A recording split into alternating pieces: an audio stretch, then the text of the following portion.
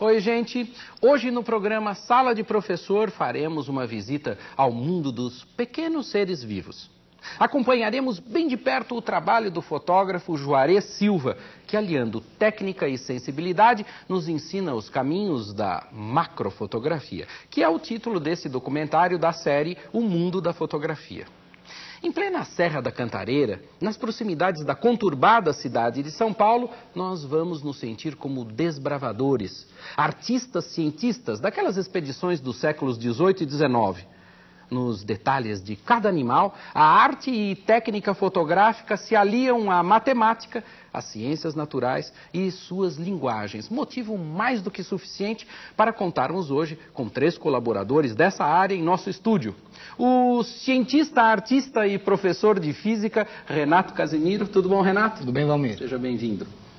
O artista cientista, para fazer uma mudança, né? E professor de matemática, Lílio Alonso Pauliello. Tudo bom, Lílio? Tudo bem. Seja bem-vindo também. E o historiador natural e professor de biologia, Nelson Leite Maciel. Tudo bom, Leléu? Tudo bem, Palmeiras. Mais conhecido como Leléu, né?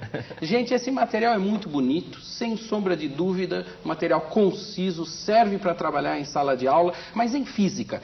Rápidas palavras para o professor olhar e gravar o material. Vamos trabalhar com a máquina fotográfica, tanto a ótica como a digital. E aí vamos analisar dados de fotografia. Legal, muito bom. Em matemática, Lílio? Relações matemáticas vão estar no vídeo. Macro, micro, vamos entender melhor o que é isso. Eu peço que cada um observe um pouco o olhar do fotógrafo, que é o olhar do geômetra.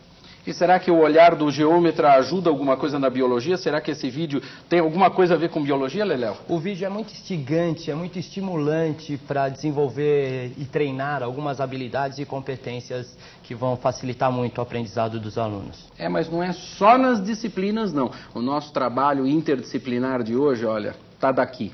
Ou seria daqui.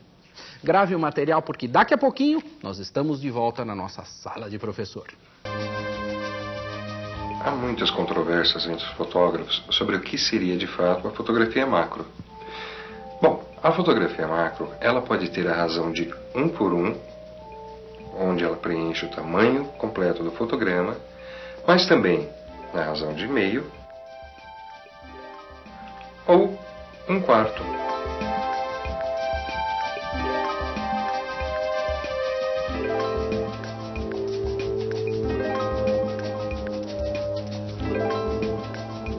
Nós estamos no Parque Estadual da Cantareira. Esse parque, ele é administrado pela Secretaria do Meio Ambiente do Estado de São Paulo. Eu trabalho normalmente aqui com biólogos de universidades, né, como da Uniban, como da USP. Além do próprio biólogo de fazer a identificação in loco do animal, precisa do registro desse animal o mais próximo possível da realidade e com o melhor detalhamento possível.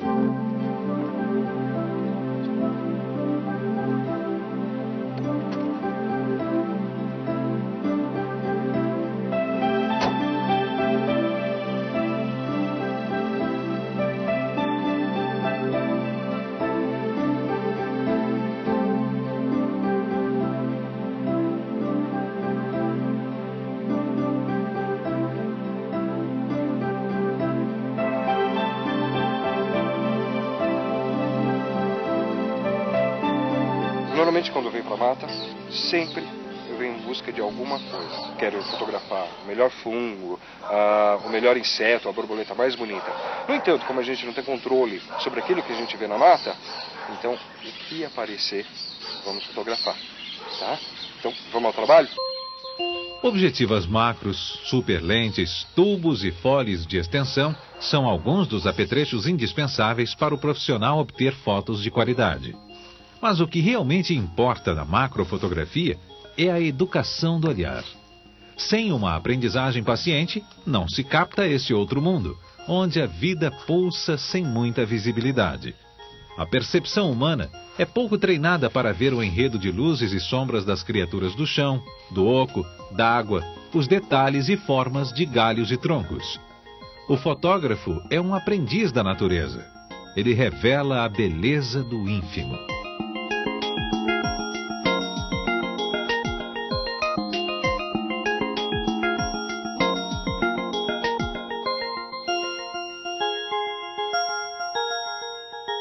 Pode acontecer de, por exemplo, você andar, quilômetros e não achar nada.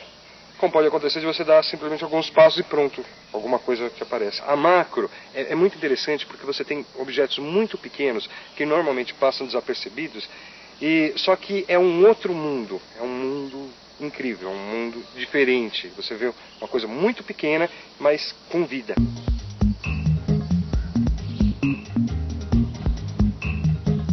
Então, no meio de tudo isso, de toda essa vastidão,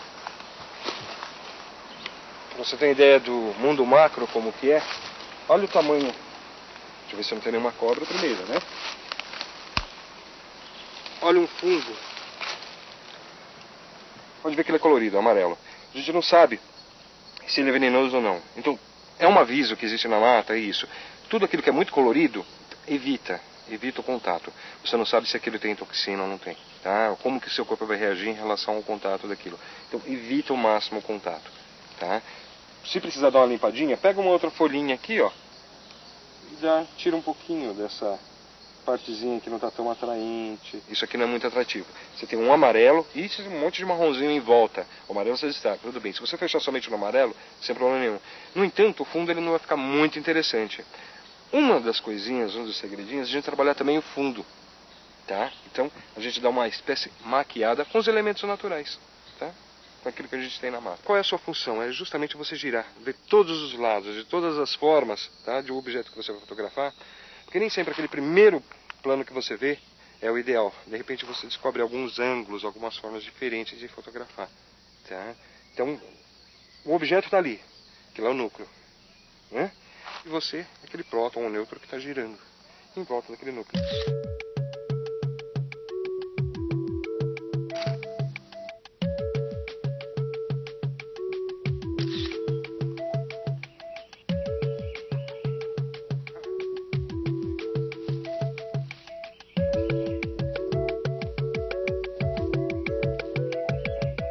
Detalhe legal de design, ó.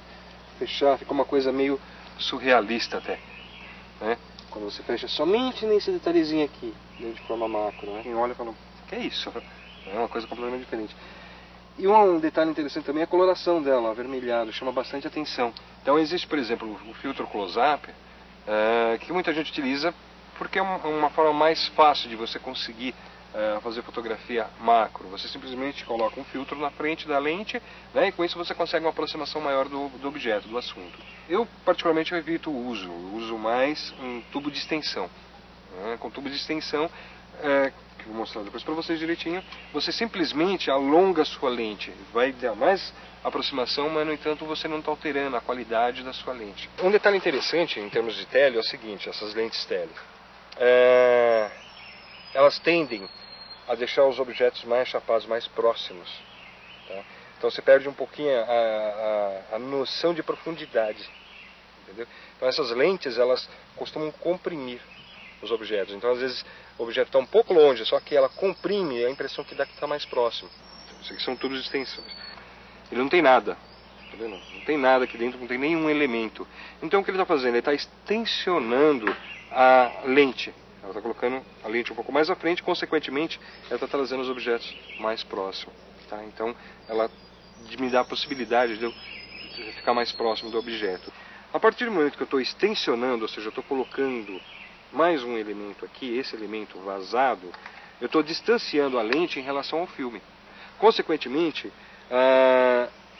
vai haver perda de luz, tá? Como vai haver a perda de luz, eu preciso compensar de alguma outra forma, ou seja, dando uma exposição mais prolongada, um tempo maior de exposição. Eu vou usar uma lente, que é uma 80-200 zoom. Antes da invenção da fotografia, os desenhistas eram figuras importantíssimas das expedições científicas. Pesquisar, colher, desenhar e estudar eram verbos indissociáveis da botânica e da zoologia. Hoje, esse papel é realizado por fotógrafos e cinegrafistas com equipamentos de grande rigor. Tecnologia de ponta. No mundo moderno, são esses os profissionais que dão continuidade à tradição de registro da natureza. Arte fotográfica e ciência caminham juntas no estudo e desenvolvimento da fauna e flora do planeta. O mundo macro é de fato uma coisa fascinante. Ele surgiu a partir de frustrações.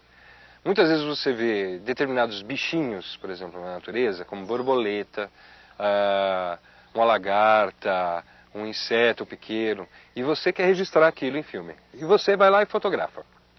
Quando você vai pegar o resultado, você não vê quase nada ali. Você começa a ver um mundo diferente. Cores inusitadas, cores completamente diferentes, formas diferentes, textura diferente. Às vezes você encontra bichinhos ou situações ou coisinhas no próprio jardim. Tá? Coisas interessantes, coisas que às vezes até passam desapercebido. Então você começa a olhar o mundo de maneira diferente. Você vê o quão importante esses elementos pequenos para montar tudo isso, para fazer parte de tudo isso que a gente vê, de todo esse mundão.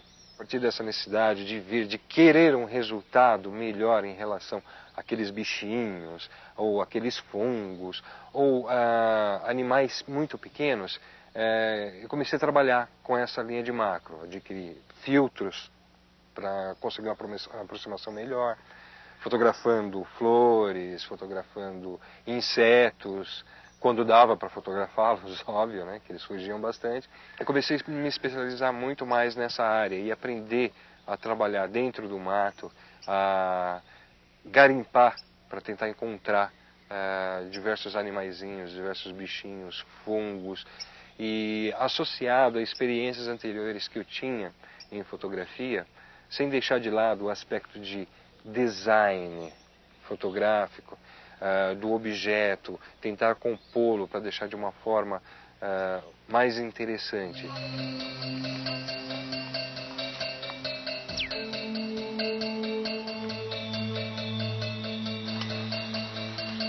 Em termos de fotografia macro, a sua profundidade de campo, ou seja, aquela visão que você tem de plano de focagem, é muito menor do que uma fotografia convencional.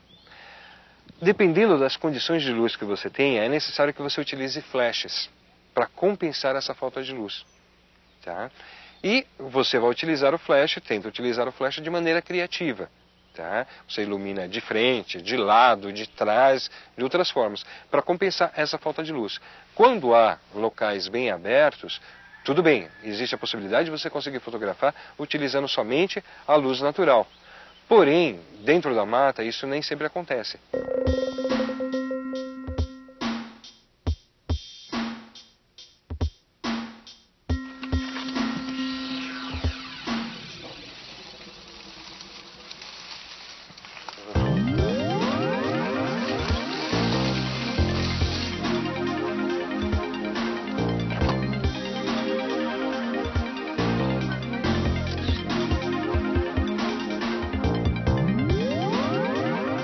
A diferença entre macro e close-up é um liame muito pequeno, é uma diferença muito pequena. Nem dá para se dizer qual é a transição de uma fotografia close para uma fotografia macro. Tudo depende do objeto que está sendo fotografado. Digamos assim que convencionalmente nós chamamos de close quando você fotografa um rosto de uma pessoa. Então estamos fechando num close. A partir do momento que você não está fechando mais somente no rosto, e sim você passa a fotografar o olho da pessoa, é uma área muito pequena. Você, obviamente, vai precisar ou de lentes, ou de filtros, ou tubos de extensão, para que você consiga preencher o quadro somente com o olho da pessoa. E você começa a chegar numa fotografia macro. A fotografia macro, ela pode ser utilizada em diversos meios, em diversas formas, mas dentro de um aspecto profissional, é utilizado muito em trabalhos científicos. Por exemplo, pequenos animais, para a identificação desses animais, é utilizado dentro da linha da biologia. A macrofotografia, ela tem uma importância muito grande porque nos fornece informações visuais das espécies. Uma das principais formas aqui de troca é a experiência. Então ele nos fornece muitos dados sobre como captar imagens, que para nós é muito importante. Nós conhecemos os animais, conhecemos as árvores, mas muitas vezes pecamos no registro dessas imagens. Então ele para nós é a orientação, o que fazer e o que não fazer principalmente. Mas ele também contribui muito com a questão de nos fornecer material. Para nós é um parceiro, um amigo, já faz parte da equipe cantareira. Então, na verdade, está acontecendo o seguinte, nessa área aqui, ó, essa primeira área e essa área aqui próxima ao lago, os sauás estão cada vez chegando mais perto daqui. Aumento de população, disponibilidade de alimento. Muito filhote essa época. Muito filhote. Começa a surgir bastante. Não há ameaça mais para os animais aqui. Tem aparecido coruja por aqui? Tem coruja. Aquela Olha, mocho? você tem a mocho orelhudo, que está sendo a mais comum. Está acontecendo uma coisa no parque que não é comum, que é o surgimento da buraqueira, que ela é de cerrado. Que lá na trilha você não viu mais a pegada dos felinos lá? Então, vou até te contar um negócio. Agora chegou a época de voltar a fazer coleta de pegadas, porque começa a chuva de novo, que eu tenho material no chão para coletar. Você já tem agora? Não, porque eu ainda não fui fazer a coleta. Eu tenho material da coleta do começo do ano. Então, bom trabalho. Cuidado. Se vê algum felino amigo meu, por favor, me avise. Ah, sim, Tá bom? lógico. E antes de tudo, fotografar logo o bicho. Então, e material que você puder me passar depois. Ah, sim. Tá bom? Um abraço. Boa caminhada, meu amigo. Falou. Até mais. Falou. A natureza é bela e viva, arredia e efêmera. A macrofotografia é um trabalho que lida o tempo inteiro com o inesperado e a falta de controle sobre o processo de produção da foto. Ao fotógrafo, muitas vezes não resta outra alternativa senão recriar artificialmente a situação e a ambiência natural em foco. Em macrofotografia, a gente se depara com diversas coisas interessantes. Eu já encontrei determinados sapinhos que ele não chega a ser o tamanho de uma tampa de caneta. Tem fotos de algum outro sapo que ele está na ponta de um lápis. Você tem ideia do tamanho do sapo. E é um sapo. Um sapinho chamado pingo-douro, que foi encontrado, que ele também é do tamanho de uma tampa, não chega ao tamanho de uma tampa de caneta, ele é muito pequeno. Fora isso, que eu já encontrei alguns fungos azuis, fungos rosa, alguns fungos que eram laranja, amarelo. Um detalhe interessante, quando você está fotografando esses pequenos insetos, dentro desse mundo macro, quando você encontra algo que, na sua opinião, vale realmente a pena você fotografar e fazer diversas fotos daquilo, eu uso tanto os tubos de extensões, quanto a lente macro, quanto a lente zoom que tem a macro, justamente para que eu tenha diversas opções. E depois, num resultado final, que é o resultado bidimensional, que na fotografia nós vamos ter somente um resultado bidimensional, qual que mais agrada? Pode ser que somente uma, ou 4, 5, 6. Então, utilizo todas as técnicas possíveis para que eu possa ter resultados diferentes de um mesmo objeto fotografado.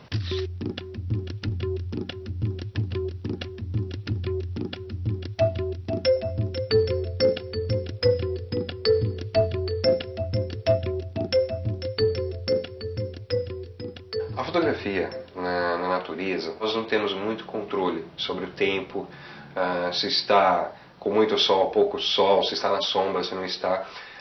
Nós usamos alguns truques para que consigamos manipular um pouquinho em termos de imagem. É bem diferente no caso de um estúdio, porque no estúdio você é um ambiente controlado, você consegue controlar esse ambiente. Então, nesse caso, é muito válido que se traga o animal para um estúdio, onde monta-se uma espécie de aquário, do animal vivo, ele não é maltratado de forma alguma, colocado nesse ambiente, reproduzido até o ambiente natural dele, para que ele se sinta à vontade, e espera um momento propício justamente para que eu consiga fotografá-lo e trazer todos esses detalhes dele, como o tipo de pelagem, a tonalidade. Teve uma série bem interessante, que eu trabalhei há pouco tempo atrás, que foi com sapos e pererecas.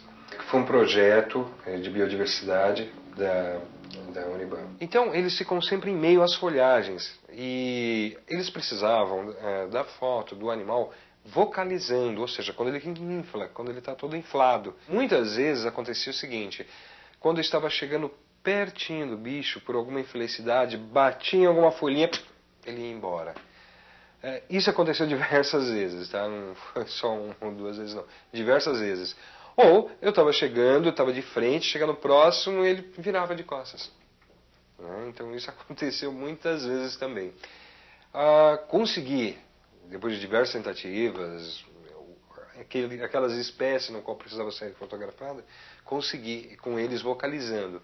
E algumas outras espécies que eles precisavam de detalhes dela, então consegui ser feito no estúdio, que foi feito dentro do próprio parque. Então foi adaptado um estúdio, onde eu consegui fazer as fotos desses animais, simulando o ambiente também natural deles.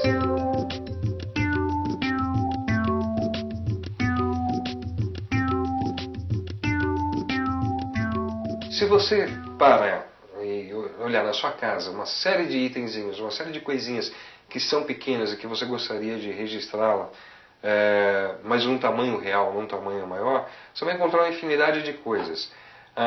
Eu às vezes gosto de inventar algumas coisinhas, como por exemplo, somente a gota de água voltando de um copo. Se você tentar fazer com uma lente comum, você não vai conseguir essa magnificência que você precisa. É aí onde você entra com a lente macro, porque o tamanho desse retorno de água é muito pequeno. Além disso, fiz de alguns morangos, que eu até manipulei também esses morangos. Eu transformei tudo em prateado e deixei somente um morango in natura, e o restante tudo prateado. Uma invenção um pouco, digamos, além daquilo que seria natural, uma visão quase que surrealista. A macrofotografia registra um mundo incomum e pouco acessível a olho nu. A obra de Juarez Silva é uma contribuição inestimável para o estudo e o conhecimento dos belos e pequenos organismos vivos ocultos na natureza. Seu trabalho contribui para a preservação da fauna e flora, que poucos vemos, mas muito importa à vida.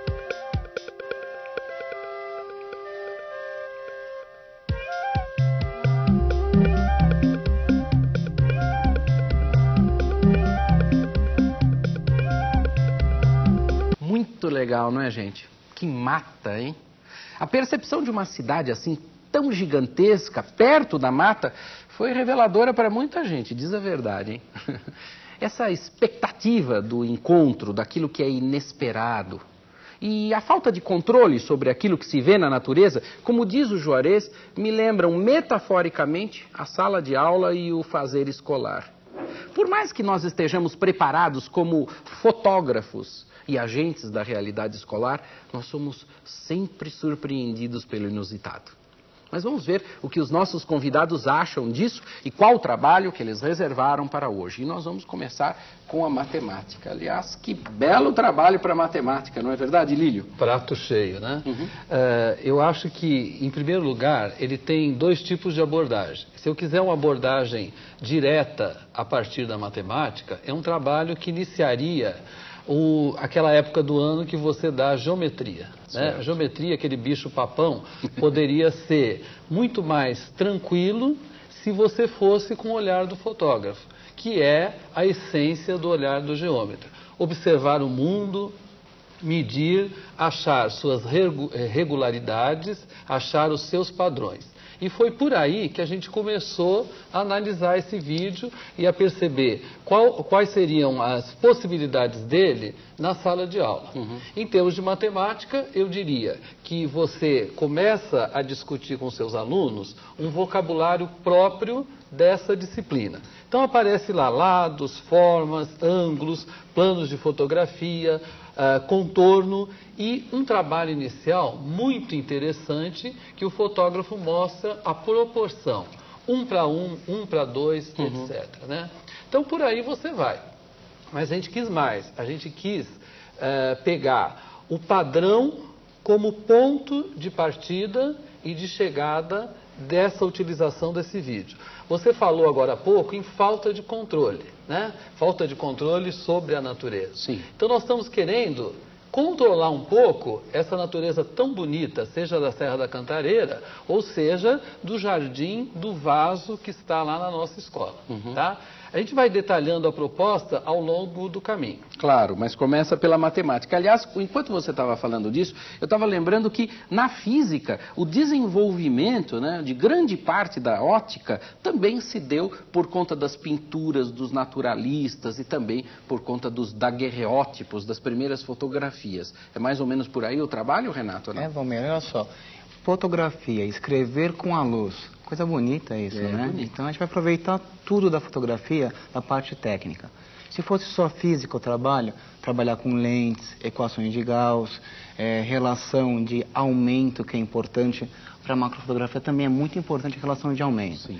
Então, o que a gente vai pensar em fazer? Vamos conhecer um pouco dos instrumentos que nós vamos trabalhar. Então, se eu tiver uma máquina fotográfica, eu levo para o colégio, eu vou ver que tipo de lente que ela é formada, como eu coloco o filme. Os filmes têm diferentes asas, né? Tem diferentes posições que eu posso colocar, né? Número de fotos, tem tudo isso a ver. Então, por exemplo, já vamos começar a mexer um pouco, manipular um pouco com a fotografia. Esse aqui é um negativo.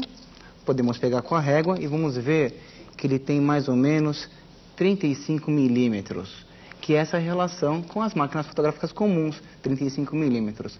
E dessa informação, vamos fazer então um trabalho legal com macrofotografia. Por quê? Porque a relação tem que ser de 1 para 1, de 1 para 2, de 1 para 1 quarto nesse caso, né? E dessa proporção entre objeto, distância que eu tiro a foto e resultado depois no fotograma, é que cria-se a macrofotografia, que é o objetivo desse trabalho interdisciplinar. Legal. E o objetivo, ou o objeto do trabalho, pelo que eu estou entendendo, vai ser a biologia. É isso, Leléo? E é muito importante que a gente consiga estimular o aluno ao trabalho, né?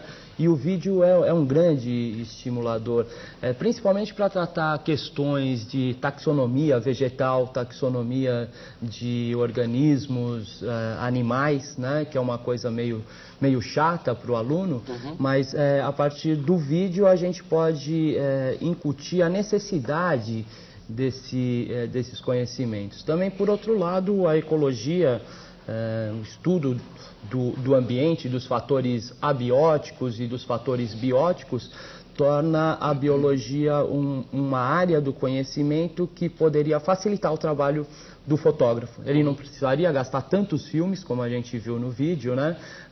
Sem saber o que ele vai fotografar lá. O biólogo poderia dar uma contribuição muito grande. E foi pensando justamente na contribuição de cada área do conhecimento que a gente desenvolveu a nossa proposta. Fazer um estudo interdisciplinar, não fundamentado no conteúdo programático, mas sim no como fazer, né? Nas habilidades, nos procedimentos que ele utiliza. Então, assim, acho que a primeira coisa legal é ver que ele foi um profissional que foi sozinho a campo, né? Esse trabalho vai ser muito melhor realizado e realizado de uma forma mais interessante e talvez mais facilitada se a gente fizer uma equipe interdisciplinar.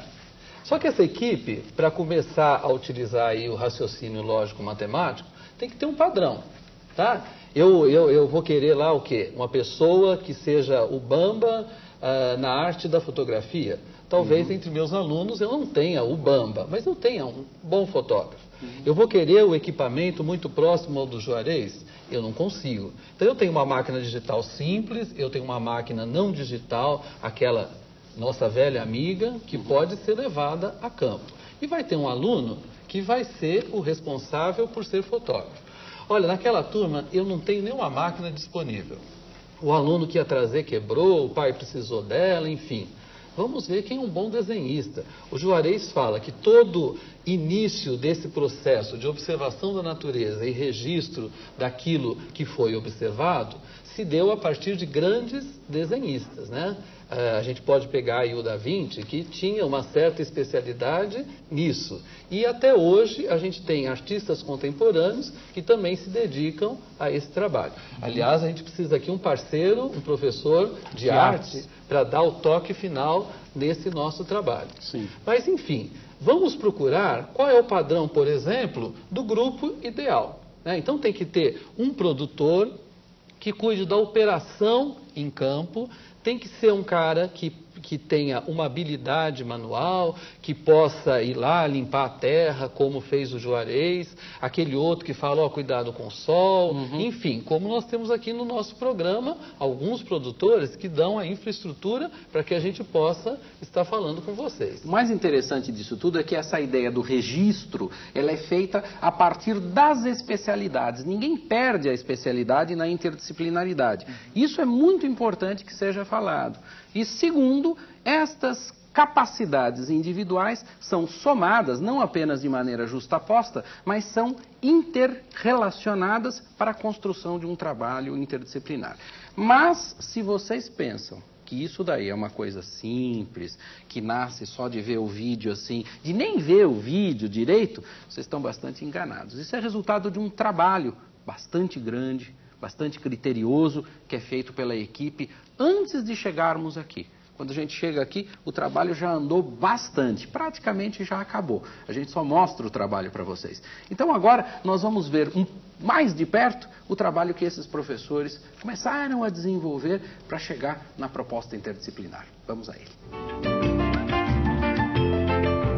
Acho que do vídeo a gente tem que tirar, assim, essa situação de habilidades que o Nelson está falando aí, né? Quem desenha, Primeiro levantar quais são, aí depois ver quem gosta, quem acha que tem, né? Mas tem também essa análise final que vai depender muito das informações que ele traz a partir da biologia, da matemática e da física, né? E o produto final está muito mais no registro e na busca do padrão, vamos dizer, talvez o padrão perfeito para a macrofotografia.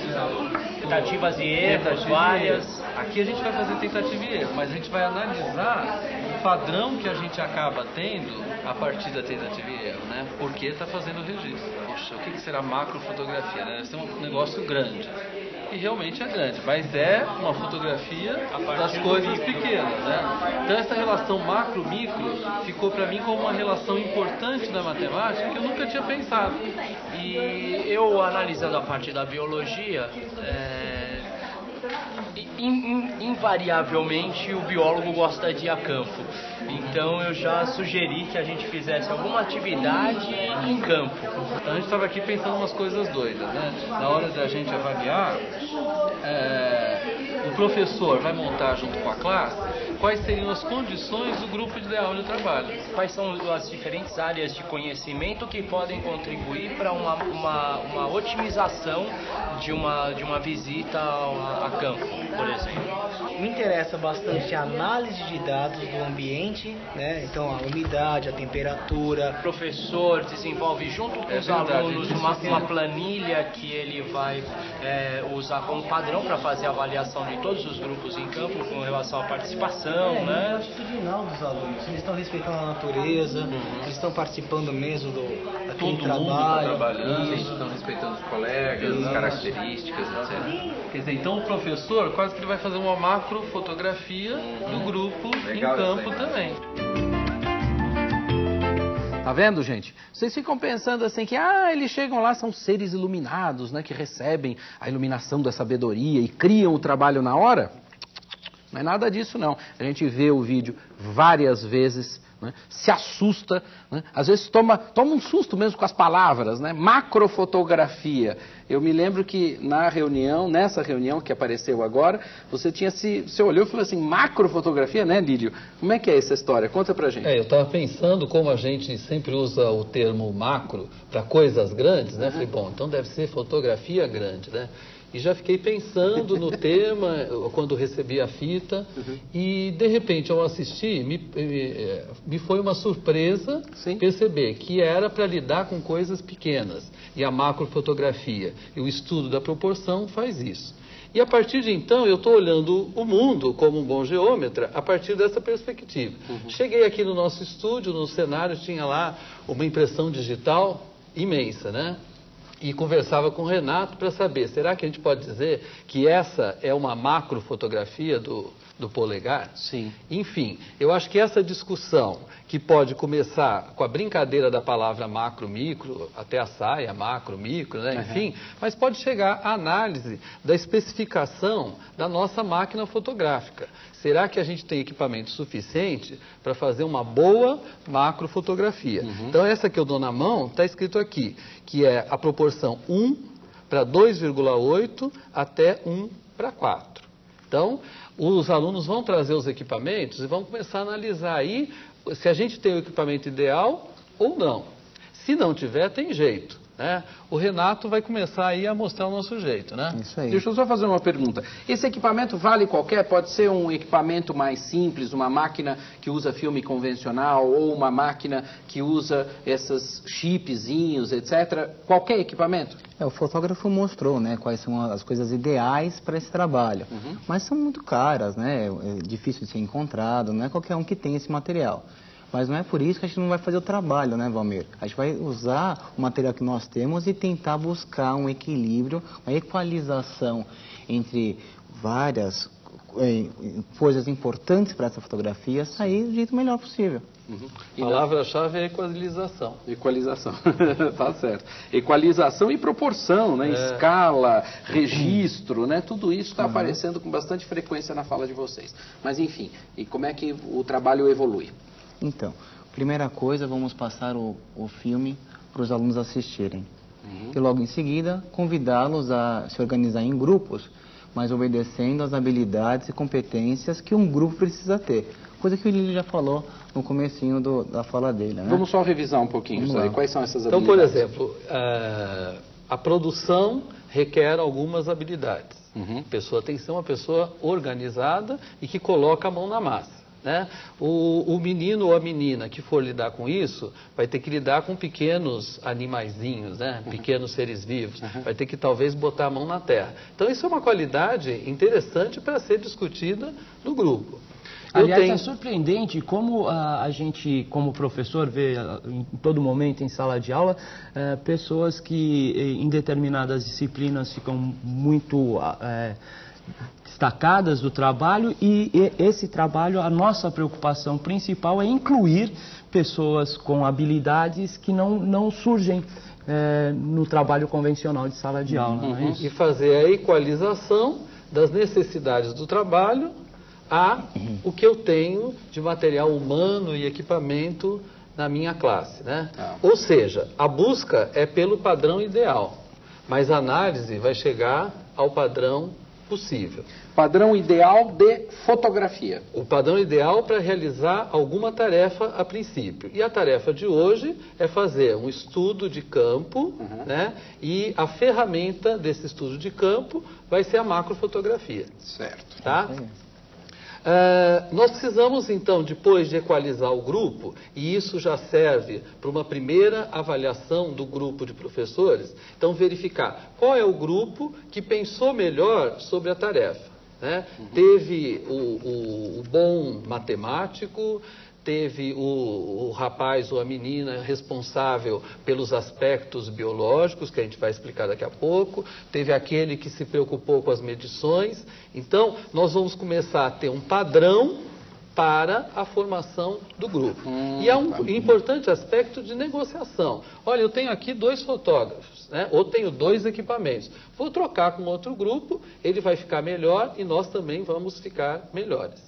Então, eu tenho uma parceria no próprio grupo e uma parceria na classe também. Certo, uma negociação. Exatamente. E essa negociação, ela passa pela busca de um registro. De um registro fotográfico de objetos, seres vivos, particularmente.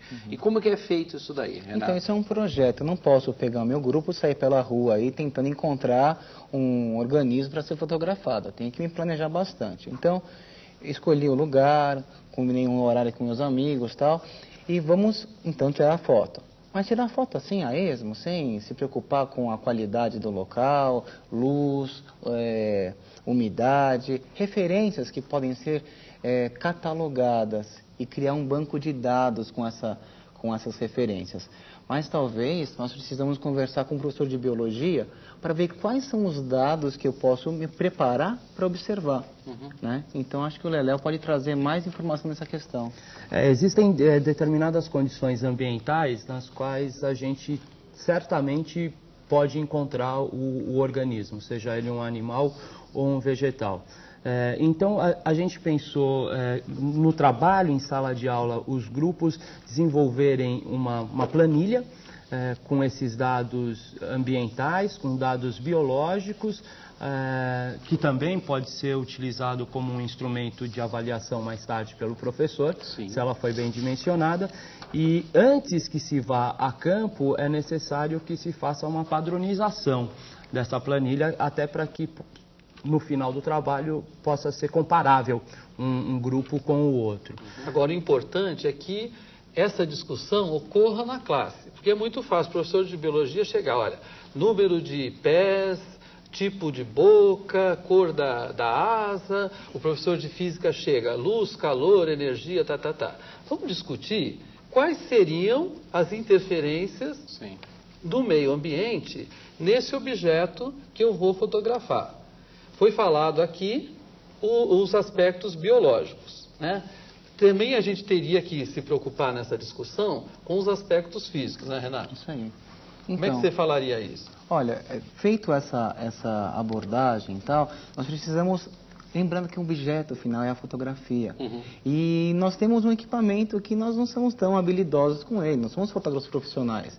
Então, no momento que nós escolhemos o objeto a ser fotografado, nós vamos criar algumas tentativas de erro até conseguir o melhor resultado. Mas, se nós tivermos por trás um pensamento de padronização, de equalização desses fatores, eu vou ganhar tempo, vou ganhar qualidade na minha fotografia. Isso que é importante, tá? Então, falamos da planilha no que passou o VTzinho, né? E nós tentamos elaborar uma planilha. Legal. Mas ficou bom, ficou interessante. Aqui, essa planilha que eu vou mostrar para vocês tem, além dos dados que o Leléo colocou para a gente, nós criamos um índice de relações, né? Então, por exemplo, que vai do -2, passa pelo 0 e vai até o +2. Uhum. Então, se o meu inseto tem 6 patas, como é que eu vou descrever isso na planilha? Bom, se dentro daquele estudo que eu fizer, esse inseto tem o maior número de patas, então eu vou pintar até o +2. Se eu encontrar um outro inseto que tem menos patas, então eu vou fazer uma relação dentro desse índice que nós criamos, né? Só um adendo, os insetos têm 3 pares de patas invariavelmente. Uhum. Só para não falar. Então, eles não sabem disso. Então eles não sabem. Dizer, o importante é que a gente não está definindo nada. Sim. E a gente tem que orientar o aluno a preencher a lápis. Porque, por exemplo, eu vou lá e vou fotografar e acho que está o maior sol do mundo, né? Fotografo, ficou escura. Bom, então eu pensava que era padrão +2, eu posso agora exagerar e dizer que é -2. Então esse padrão vai variar durante toda vai ser calibrado ao longo da atividade. Exatamente, exatamente. Legal. E aí, depois dessa calibração, tem vários índices aí, né? A ideia, no final, é que a planilha do aluno vai ser como se fosse um gráfico de colunas. Certo. Né? E aí a gente pode tentar encontrar uma equalização dessas condições para a fotografia. Essa que é a grande sacada. O que tem na planilha? Aqui eu dividi aqui em 3 partes, então, dados sobre o ambiente, dados sobre o animal observado e o vegetal observado. Então, para o ambiente tem luz, umidade, temperatura, substrato, ou seja, a dureza do ambiente, se tem som, né, ou muito ruído, ou ausência de som. Em animal tem patas, cores, antenas, tamanho, asas, aparelho bucal. E no vegetal tem cor, tamanho e forma. Não precisa se preocupar em ficar copiando, hein, gente? Não precisa ficar atrás agora, eu perdi. Como é que é o mesmo segundo? Tudo isso está na ficha de material que fica na internet disponível para todo mundo, tá? Fica tranquilo. E também não é fechado, porque só uma sugestão, com né? os alunos pode aparecer outros dados classificatórios. Claro. Isso que é importante. Esses quesitos vão variar de grupo para grupo, de classe para classe e de ambiente para ambiente. Claro. Quer dizer, eu não posso imaginar que eu vou encontrar um peixe se eu vou para um terreno que não tem água. Sim. É óbvio que a gente já tem que bater um papo sobre isso com ele. Sim, é verdade. O Lílio fez umas fotos. Ah, é? Mostra pra gente. Ele tentou trabalhar com a macrofotografia. Legal. E a gente fez sem a planilha, daí assim, a campo, como um cara que não pensou antes de fazer o trabalho. Legal. E depois a gente vai analisar em relação à planilha que a gente montou.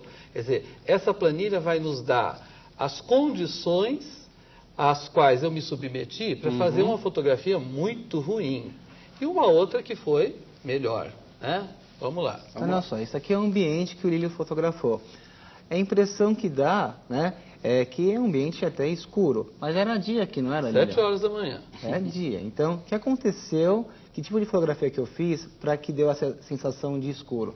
Talvez eu tenha usado muito flash para essa cena. Certo. Bom, então, macrofotografia, vamos ampliar o máximo possível. Olha o que aconteceu. Ficou assim, né? Perdemos a qualidade da fotografia. Então, Aí talvez... o nosso biólogo reclamou, né? Eu não vejo nem a nervura da tal da folhinha. O que é isso? Não dá, né? Talvez a relação, então, de aumento, desculpa, Lílio, foi muito grande. Sim. Não atingiu o objetivo da macrofotografia. Isso é importante. E eu pus lá na minha planilha, né? Se eu fosse montar a planilha, eu teria posto assim, distância ideal, 2. Depois que eu vi o resultado, olha, menos 2. Não é por aí. Tá certo. Tá? E aí a coisa vai melhorando, né? Ficou um pouquinho desfocado o objeto em si, mas deu para ver o fundo. E aí, podemos dizer que esse aqui foi o melhor resultado que nós tivemos em termos de macrofotografia. Bom, é claro, e outros colegas também poderiam estar aqui na mesa conosco, trabalhando, discutindo, indo a campo, não é? Certamente eles trariam contribuições bastante significativas para esse trabalho. Por isso mesmo que nós vamos escutar depoimentos de outros especialistas, outros professores que poderiam estar conosco aqui no Sala de Professor. Bom, o filme que a gente vai ver sobre macrofotografia, ele é muito interessante para as ciências sociais, sobretudo para a sociologia e para a antropologia. Eu não pude deixar de pensar, assistindo ao filme, o quanto a realidade é, na verdade, uma construção social. Muitas vezes a gente diz que a gente só consegue ter a percepção da realidade quando a gente tem palavras e nomes para denominar as coisas. E o que é que a gente vê no filme? Que, na verdade, coisas que a gente normalmente não veria, porque não tem significado para nós, a fotografia começa a deslindar através da imagem. Dada essa imagem, se começa a nominar essas coisas e, a partir daí, a gente começa a ter um novo olhar sobre aquela mesma imagem. A gente poderia dizer que nesse filme se vê perfeitamente como hoje em dia a tecnologia pode fazer a ligação entre a palavra e a imagem, e entre a imagem e a palavra, num ciclo que nunca se fecha. A primeira relação que me ocorre entre o vídeo sobre a macrofotografia e a disciplina de história é a escolha do objeto de estudo e a importância do registro para se pesquisar esse objeto. Então, durante o vídeo todo, se ressalta a importância de se registrar em detalhe um determinado ponto e, a partir daí, a seleção de dados e a possibilidade de se articular essas informações vão ser muito mais ricas do que você ter uma visão distante desse objeto. Uma coisa importante a lembrar, na história, quando se fazia apenas aquela história geral de grandes períodos, de grandes temporalidades, se perdia exatamente esse foco do objeto, né?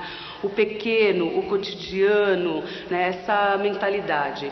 Então, tem dois lados que são perigosos. Quando você foca muito um objeto, você corre o risco de perder o contexto e ver esse objeto sem estar inserido dentro do seu momento histórico. Mas, na medida que você foca também o olhar sobre um determinado objeto, um determinado ponto, você resgata uma riqueza muito maior. A história das mentalidades vai trabalhar isso, né? O historiador Ginsburg, ele consegue trabalhar uma mentalidade de uma época, de uma conjuntura, de um período, a partir de um estudo de um caso. Isso não é fácil de se fazer, há que se ter cuidado. Mas você enriquece muito mais a pesquisa e você traz o ator à cena, né? Você dá nomes a quem faz embasa àquela atuação e deixa de ser algo generalizado que você perde exatamente a questão do sujeito histórico. O registro é importantíssimo. Uma outra coisa que me ocorre é recuperar essa ideia de ciência no registro, né? Os artistas viajantes, quando começam a registrar essa terra que era desconhecida, o Brasil, eles vão sair de uma visão completamente, digamos, contaminada por um imaginário e cada vez mais eles vão se aproximando dessa visão científica, de registrar o mais próximo de uma realidade, né? O mais real possível. Isso acontece desde o descobrimento, no século XIX isso fica bastante forte e esses desenhistas são substituídos agora pela tecnologia da fotografia. Esses dois depoimentos vão bem ao encontro do nosso trabalho. Falam de registro, falam de olhares diferentes. Impressionante, né, gente? Lílio? A Ani nos deu a ideia de que a gente precisa de um sociólogo nessa expedição. É verdade. Esse jogo do olhar, que na verdade é enxergar, não enxergar, está presente em todo o nosso trabalho, inclusive na avaliação e autoavaliação das etapas que constituem esse projeto. Isso aí. Gostei da Denise quando ela fala de realidade, né? De registro da realidade. Nós podemos até que maquiar a realidade para conseguir nossos objetivos, né? Então, qual é o papel do historiador, do cientista por trás da fotografia? O que ele quer falar, né? O que ele quer mostrar? Eu achei que o que ficou claro no depoimento das duas professoras é que a interdisciplinaridade ela precisa seguir pelo conteúdo, ao contrário, seguir pelo como fazer, pelo método e não pelo conteúdo em si, né? Claro, o conteúdo deve ser garantido em cada uma das disciplinas. Essa é a ideia da interdisciplinaridade, né? Bom, e aí, como que a gente agrega tudo isso ao nosso trabalho? Eu acho que o trabalho segue nessa busca do padrão e do controle sobre o padrão. Então, nós vamos receber aí várias planilhas, várias imagens fotografadas ou várias imagens desenhadas, várias calibrações, e aí é colocar isso aí tudo sobre a mesa para a gente poder chegar à conclusão que essa fotografia foi a melhor, por quê? Aquela fotografia foi a pior, por quê? E não para classificá-la em melhor ou pior, mas verificar as condições que entraram naquela foto e que deram origem à possibilidade de análise pelo biólogo. Né? Quer dizer, a nervurinha repetindo a nervurinha da planta, né? Da folhinha da planta, né? Ela só vai ser possível de ser analisada numa macrofotografia muito próxima do ideal. Então a planilha volta a ajudar a gente. O Renato tinha feito lá no nosso grupo um exercício aí de colorização da planilha, né, Renato? Isso aí. Dá para jogar esses dados no computador também, para fazer uma relação melhor, fazer curvas uma análise de curvas sobre esses gráficos. Então, é interessante mostrar que depois de encontrar a equalização, não tem outra palavra mesmo, já repetimos algumas vezes, mas é encontrar a equalização de condições da natureza para a melhor fotografia. Tá certo. Bom, então vamos às etapas rapidamente do nosso trabalho, porque a gente fala e o nosso tempo vai se esgotando, infelizmente. Primeira etapa, passar o vídeo. Passa nas 3 disciplinas, passa em uma, rapidamente. Um dos professores pode ficar responsável em passar o vídeo. Passa de uma vez? Eu passaria de uma vez. Ok. Depois de passar, fazer grupos. Grupos são divididos segundo as suas habilidades, né? E essas habilidades são negociadas em cada um. Traz as máquinas fotográficas, começa a discutir já a planilha e o objetivo é fazer um padrão de observação, um padrão macrofotográfico. Analisar processos, medir, tudo isso faz parte desse padrão, dessa busca do padrão. Aí vem o projeto mesmo, planejamento, estudar o que vai nessa planilha, luz, umidade, temperatura, fatores físicos, alguns em natureza biológica e, ao mesmo tempo, fazer essa avaliação todo o tempo. A avaliação é feita nas 3 disciplinas concomitantemente? Nas 3 disciplinas concomitantemente e aí com quesitos próprios da natureza de cada uma das matérias. Claro. Né? E observando que o padrão ideal para a biologia foi aquela discussão dos aspectos que vão ser observados. A construção do padrão ideal para a física, como é que está esse ambiente? E a matemática está entrando nisso, e a sociologia aí está de mãos dadas, e até a história pelos registros que foram colocados, tanto na categorização pelo professor, que vai fazer um lindo exercício de avaliação, quanto na etapa final, que a gente não vai dar 0 ou 10 ou 5. A gente vai chegar a alguns padrões que foram importantes para esse primeiro estudo, para esse primeiro contato com a macrofotografia. Vai calibrando, vai equalizando até chegar no padrão, que não é o padrão perfeito. Daí a discussão sobre realidade, não realidade, transformação da realidade, e eu tenho certeza que esse vai ser um trabalho muito bom feito por todos vocês. Bom, gente, hoje o documentário e a proposta de trabalho dos professores convidados mostraram mais uma vez que educar o olhar requer paciência, exercício e amor pelo que se faz.